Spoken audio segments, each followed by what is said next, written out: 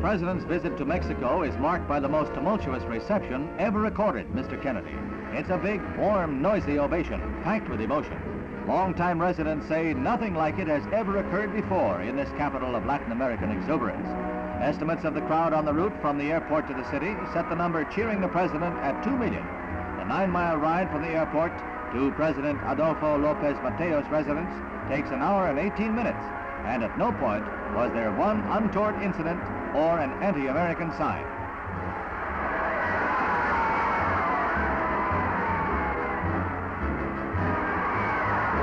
From the moment of his arrival, it was a triumph for Mr. Kennedy.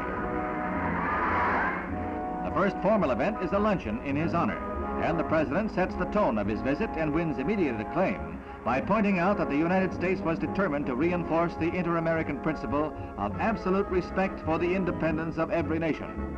Despite an overeager Army technician, he is able to offer a toast to the traditions that have made the two countries friends.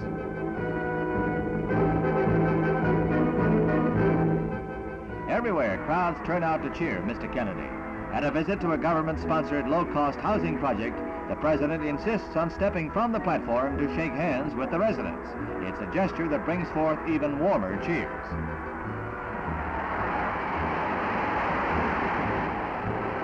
The president said that the kind of revolution Latin America needed consisted of decent homes, jobs, and education. He added that he had seen many housing projects, but nothing like this. The visit has more of an air of fiesta than a state occasion.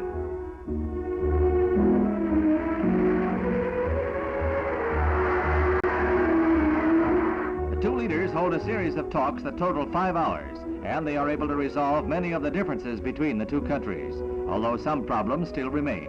They agree on new measures to reduce contamination in the Colorado River by the United States, a river that irrigates much of Mexico's farmlands. And the U.S. also extended a $20 million loan. Mr. Kennedy begins his second and final day by laying wreaths at the tombs of two of Mexico's heroes, and then attending Mass at the holiest of that nation's shrines, the Basilica of Guadalupe.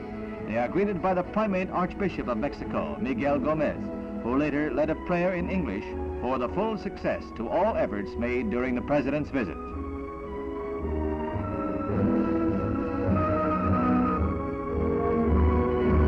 After Mass, the Kennedys head for the airport and then home to Washington.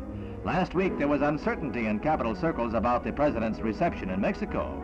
It turned out to be one of his greatest triumphs in personal diplomacy.